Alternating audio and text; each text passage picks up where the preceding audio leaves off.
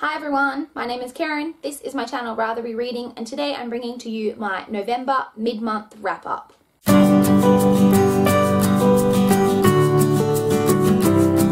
So today I am just going to be talking about all the books that I've managed to read from the 1st through the 15th of November.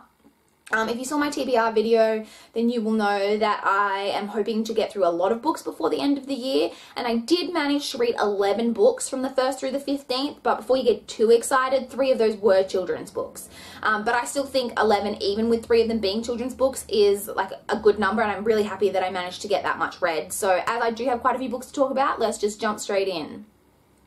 I will say quickly though that unfortunately I only actually have a physical copy of one of these books to talk about, as I have been trying to get through a lot of library books, and one of these was a NetGalley read, so I don't have physical books of most of these to show you, so I apologise for that, but I will of course stick pictures up as I always do.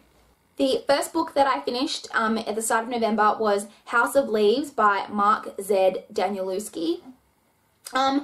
This book is a monster. I actually wish I had it with me so I could show you the book. I showed it in my TBR video, you will have seen it, and it's huge, but I also wanted to show you because it has a really different format. Quite often, even though it is really huge, some pages will only have a couple of words on it, and words don't just go across the page, they sometimes go around the page, or they're written upside down, or they're just written on a slant in the corner. Just depending on kind of where you're at in the book. So I did find that really interesting. I actually really enjoyed it. I thought it added a lot to the story kind of when you were in those parts. Now, House of Leaves follows, it's very confusing to explain what it's about. It is basically about a film, a movie that is supposed to be kind of a found footage movie of these people who have moved into this house that is bigger on the inside than it is on the outside. And so we are actually reading from someone's perspective who has found someone else's manuscript about this movie, and he is commenting on the manuscript about the movie, if that makes any sense at all. It is very hard to describe what it is about. And I will say that the parts from the narrator who has found this manuscript, Johnny Truant, I really enjoyed, and I also really enjoyed the parts about the actual film and just describing kind of what was going on in the house and what was happening. But there were parts of it that were very intellectual, that were just really lengthy parts of the book that were just really dense and really hard to get through, and just really took me out of the story, and I just found them really hard to get through, and it did make the book a bit of a slog in parts. So in the end I ended up giving this one 3 stars. The second book I managed to complete is Dark Angel by Virginia Andrews. This is the second book in the Castile family saga. As I think I mentioned when I finished the first book that I didn't remember anything that much about it, and I didn't think that I'd read any further in the series, but as I was reading this second one, a lot of it was familiar, and so I do think that I have at least read up to the second book in the series previously. I will say, I mentioned when I spoke about the first book that it is kind of like a soap opera, in a book. It is just drama, drama, drama, and I struggled with this one quite a bit because the main character, Heaven, just makes poor decision after poor decision after poor decision, and it is so frustrating to read about. You want to take her by the shoulders and shake her and just say, why are you making these stupid decisions? What is wrong with you? And there's also no, for lack of a better term, normal characters in this story. Everyone has some, not weird, but has some huge tragedy in their background, and I don't know, it's just makes it a kind of a hard book to get through at points. I didn't enjoy this one all that much. I didn't enjoy it as much as the first one. I do want to read the rest of the series. I ended up giving this one 2.5 stars. The next book that I managed to read is Dead Ringer by Jessie Rosen. This is a book that I was approved for on NetGalley, so thank you to NetGalley and the publishers for approving me to read this one. This book follows a main character, Laura, who has just moved to a new town, and when she goes to school for her first day at this new school, she's getting a lot of weird looks from everyone, and she discovers that it is because she looks very similar to a girl from the school who had committed suicide the year previously. And the story just kind of goes from there. I really enjoyed the beginning part of this story, but then there is a plot twist that happens kind of in the story, and I really, really, really disliked this plot twist. It's one of those plot twists that makes you feel not only, it doesn't make you question everything you've read, it does, but not in a good way. it made me feel lied to, basically. It was one of those plot twists that just made me go, what? Like, that doesn't, everything that I've just read before doesn't make sense to me. Like, I feel lied to as a reader. I just really didn't like the plot twist. Huge parts of the story did not, like, they made sense, but like a lot of it was really unrealistic, and it didn't make sense in light of kind of what had happened at the start before the plot twist. And I really had some issues with it, as I'm sure you can tell. I also disliked that nowhere that I could find did it mention that this was the first book in a series, but then the book just ends on a massive cliffhanger, which is clearly setting up for there to be a sequel. So I really didn't enjoy that as well. I will just also say, if you are interested in picking this book up, that there are definitely trigger warnings for depression and suicides. That's just something to consider as well. But as I said, I just really didn't enjoy this book that much in the end, and I ended up only giving it 2 stars. Following on from that, I picked up The Big Four by Agatha Christie. This is the 5th book in the Hercule Poirot series that I've been reading this year. I loved the 4th book in the series, which was The Murder of Roger Ackroyd. I gave it 5 stars. It totally blew my mind. It was amazing. I really didn't like this one as much. I actually read in like someone else's review on Goodreads that I think this is actually a case of where this story was actually originally published as kind of a series. It wasn't published as a novel. It was Agatha Christie published several different short stories kind of dealing with this kind of one overarching theme, and then they were all kind of merged together and put into a novel form, and it just didn't really work in my opinion. I prefer Agatha Christie's books where she is kind of dealing with one kind of mystery, and we have like a kind of a cast of suspect characters, and we're just kind of dealing with solving that one mystery. This book doesn't follow that format. It's kind of dealing with this big super powered bad guy that is like, you know, it's like a group of people who are kind of trying to rule the world kind of thing, and I just didn't really enjoy that format, so I didn't end up enjoying this one as much, and I ended up only giving this one 3 stars. Next, I picked up Captain Corelli's Mandolin by Louis de Berenier. Sorry, I'm probably butchering that name, but there'll be a picture here. This I actually read to fulfill the challenge of reading a book a friend recommends to you. This is a book that my friend Emma recommended to me, and she said it was her favourite book and it was the best book that she has ever read, so I was really excited to pick it up. This book follows a main character, Pelagia. I'm not sure if it's Pelagia or Pelagia, I'm not sure. And she is living in She is living in Greece during the Second World War, which is then occupied by Italian soldiers who are fighting on the side of the Germans, if that makes sense. And it is kind of a love story and is kind of dealing with that. This book was really beautifully written. It had great characters. I really liked that it showed, I felt to me like it really showed a lot of the tragedies of war, and like kind of from a perspective that I don't feel like you see a lot when reading war stories. And not only like from a different, like I've never read anything about kind of like Greece during the war, but not only that, but it also showed like the tragedies from both sides of the story, which I also really appreciated.